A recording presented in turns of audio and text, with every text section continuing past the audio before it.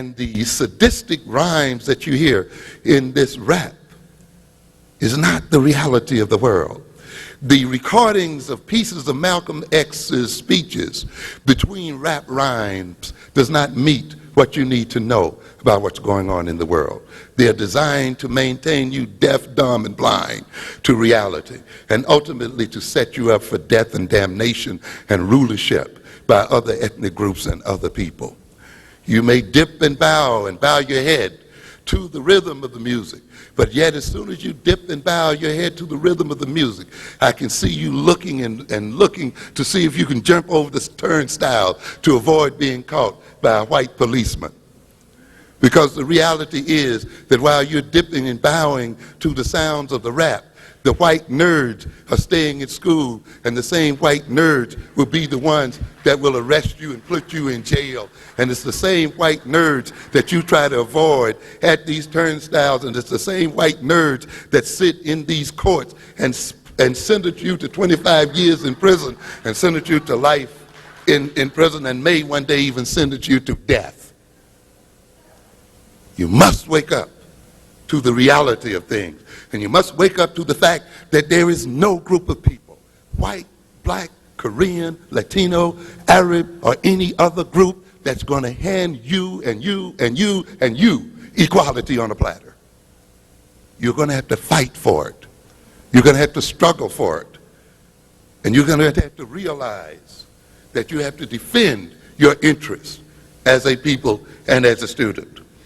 And that there are classes today, such as the white middle class, that struggles to maintain its prerogatives. Let me give you an idea, because some people make a big mystery out of education. Let me just read here why we are being miseducated and how we are being miseducated. This was a piece in the New York Times, the 18th of February, 1993. Teaching in a closet or a shower. Crowded classes and more students are a portent of the future. It is so crowded in some New York City public schools that some students get lunch at 10:30 a.m. Some attend classes in churches, empty warehouses, factories, even defunct department stores. Classes are taught in closets, and computer labs are converted shower stalls. And the problem is only getting worse. And they talk about the largest surge in enrollment in a quarter of a century in New York City schools.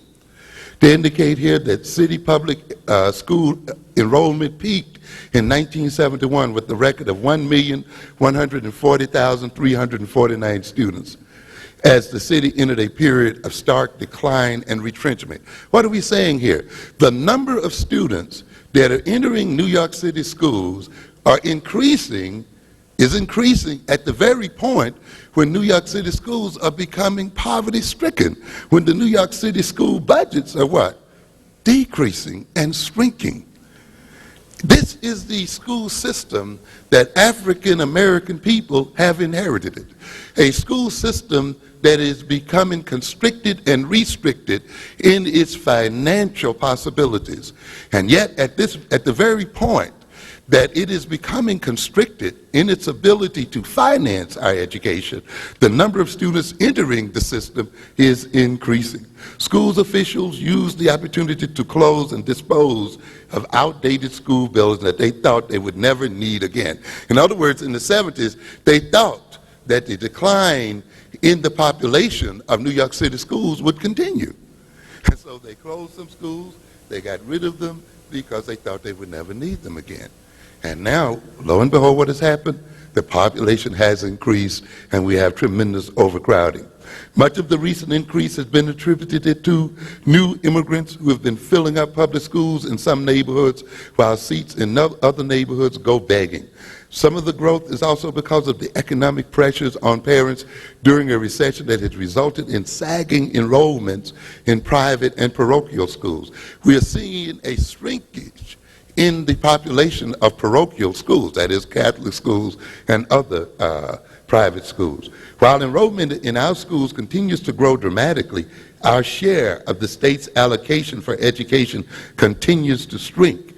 This was stated by Mr. Fernandez, the outgoing chancellor. In the last 3 years, more than 125,000 immigrant children enrolled in city schools. The largest group came from the Dominican Republic, followed by Jamaica, the former Soviet Union. We're going to come back to this immigrant issue, by the way. The former Soviet Union. In other words, as the Soviet Empire broke down, a lot of the people are leaving that empire, including Soviet Jews and other European white folk, and coming to America. And of course, are being enrolled in New York City schools. They're also coming from Guyana, China, and Haiti. They note that between 1971 and 1991, enrollment in private or parochial schools fell by more than a third to 267,838 from 415,939. So the educational situation here is going to be one of great struggle between groups for shrinking resources.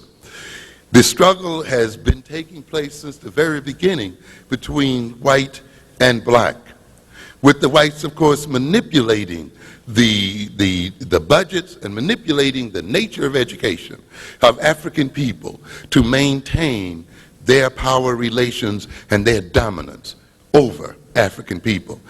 A relationship that they do not intend to give up. Let's compare some of the spending per student in the New York City area between 1986 and 1987.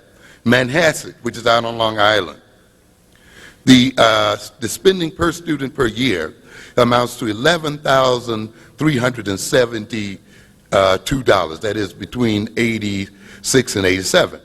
Now look at how that compares with New York City during that period, which spent $5,585. In other words, on Long Island, in places where white students are, the state spends more than twice as much money per student than in New York City. This is how ethnic groups, this is how class groups maintain their advantage and maintain their power. Let's look again. Jericho, Long Island. Again, $11,325 per student. Great Neck, $11,000. Again, compare that now to the $5,000 figure I mentioned in New York City. Bronxville, $10,000. Yonkers, Rye, New York, $9,000. Yonkers, $7,000 per student. Levittown, $6,000. Mount Vernon, $6,000. Roosevelt, $6,000. Down to New York City, $5,000. It's no accident then that people coming from these areas, going to these schools, have an advantage over people coming out of the New York City schools. And ladies and gentlemen, if you're not aware of these facts, if you're not struggling in terms of the state allocations for educational funds, if you're not aware of how money is allocated in the state for education, then you're going to be victimized by those allocations. And as you can see, the allocations are weighted to maintaining the status quo. Let's look then again at how this gap has widened. Let's bring it more up to date in terms of 1989 and 90. Manhasset, $15,000 per student. On Long Island again, Jericho, $14,000. Great Neck, $15,000. Now we're coming closer to home. Mount Vernon, $9,000. Roosevelt, $8,000. New York City, $7,000. So what are we indicating here then? That the ethnic and class struggle continues, and that ethnic and class struggle is such that those ethnic groups and those classes which can exercise political and economic power will bias the distribution of educational funds in such a way that their political and economic power is maintained. Now those are the basic average figures. Now you can go into particular areas such as Amagansett, Long Island, And you will recognize that there, the average amount of money spent per student in that area is something like